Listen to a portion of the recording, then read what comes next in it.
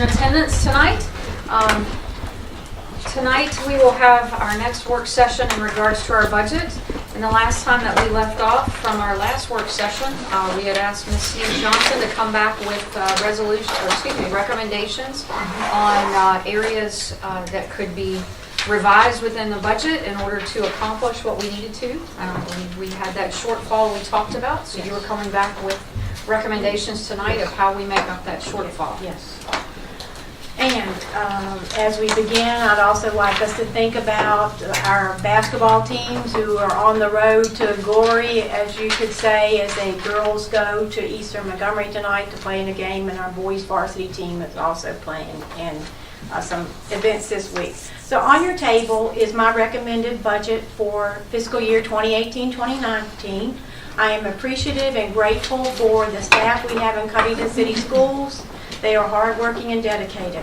We are fortunate to have excellent students and support from their families. We also have an extremely supportive community. Our academic and athletic programs are outstanding.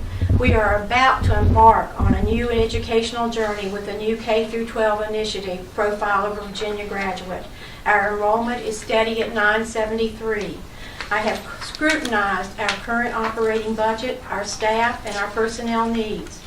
I do not feel that at this time that areas and programs and staffing personnel needs should be cut further.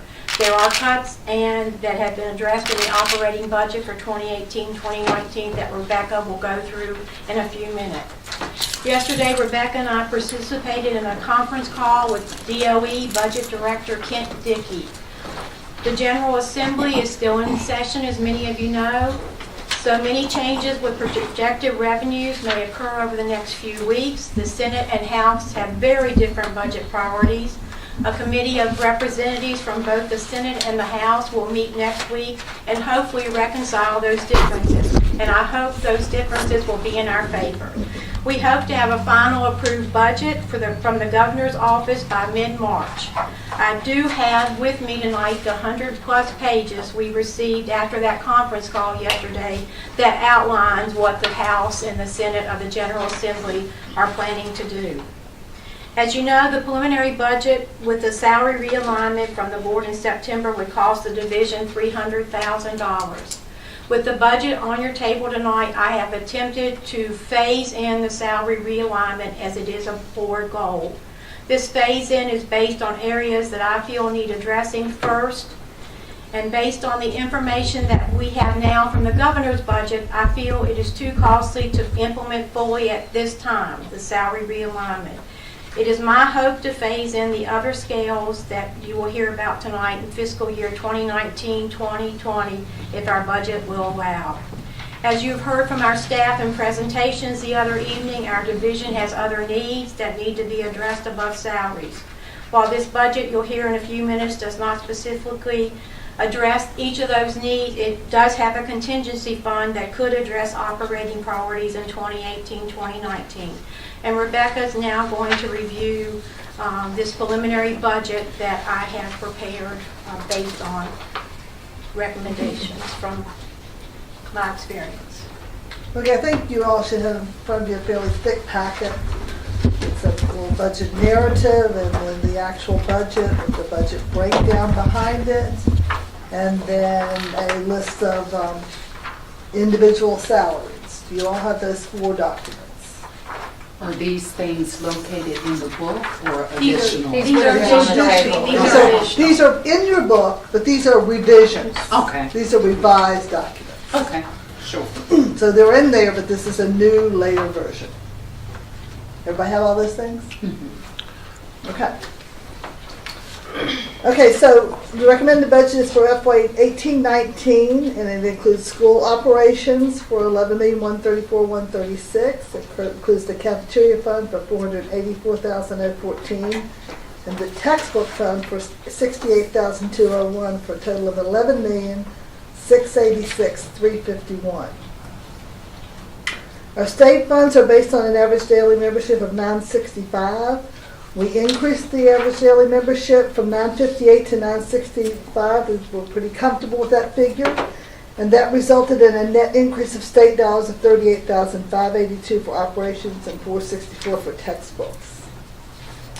State funds totaling $68,201 have been included in the textbook fund for this budget, but they could be used for school operations if they were not needed for textbooks. State funds totaling $10,736 have been transferred to the cafeteria fund since these funds are targeted for child nutrition. The local appropriation increased by $129,285 from preliminary budget projections. I think we saw that from our city funds increased by $129,000. We discussed that at our last meeting. Other funds are projected to decrease based on reduced funding from the Alleghany Foundation for nursing service. I think that's about a $16,000 decrease there. The recommended budget includes one full-time and one part-time bus driver that were not included in the budget for the current year. We filled these positions due to a critical shortage this year. They were hired on a temporary basis for the current year, but have been included as part of the attached budget for next year. The full-time position does include benefits.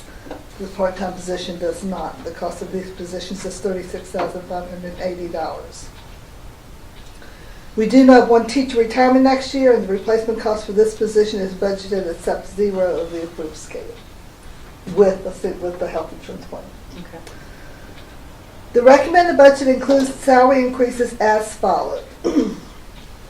The approved realignment for 10 teachers hired prior to 2012, advancing to step 21 plus under the previous salary scale. And the cost of that for those 10 teachers is $80,588. It includes the approved realignment for all designated classified staff, and the cost of that is $57,981, and that's 34 classified staff. Okay. It includes a 1% salary increase for all teachers who have not reached the top of the salary scale, and the cost of that is $30,038. That's 55 teachers. If we did the realignment for those 55 teachers, the cost would be $131,958. That is not included in this budget. It only includes 1% for those 55 teachers. As Melinda said, we hope to implement that fully as soon as we can, and certainly that 1% would go towards. Right, we do not change the scale. That's but correct. It will allow That their is correct. salaries to move towards Yes, that That is scale. correct. Yes. The recommended budget does not include salary increases for the following. Any employee at the top of the approved scale. Principals. As you know, they were included in the realignment, and the cost of the realignment for those principals would be $28,947. This is not included in this budget. Any staff housed in the central office. Not included, no salary increases in this budget. Maintenance staff not assigned to schools. So the budget does not include salary increases for those four groups of people. The 5% rate increase for health insurance has been passed on to the employees with the exception of the minimum employer contribution requirements. As you all know, we had a 5% increase in our health insurance rates this year. You have to, there's a minimum that you have to pay for your single lowest plan. Correct. So we had to bump the rates up for those. And we did that, the minimum amounts for that, which is going to be a $7,000 $224, but the rest of that increase is being passed on to employees. Okay. We did make some decreases in operations, and those include $5,000 that we're currently paying for E-rate consultation, $5,400 that we're currently paying to retirees as a help contribution toward their health care, $2,000 for an SOL celebratory luncheon, $9,200 for dual enrollment, $8,609 for summer school, and $13,932 for internet and phone services. This budget does include $88,033 for contingencies, money that's not designated elsewhere in the budget. And the cafeteria fund will require $124,143 in transfer funds from school operations for next year. Have we reviewed that cafeteria fund as we talked about with the revenues versus And the I actual have expenditures? a document for you all tonight. that does explain what the revenues have been over the last couple of years. If you'll pass one to everyone, please.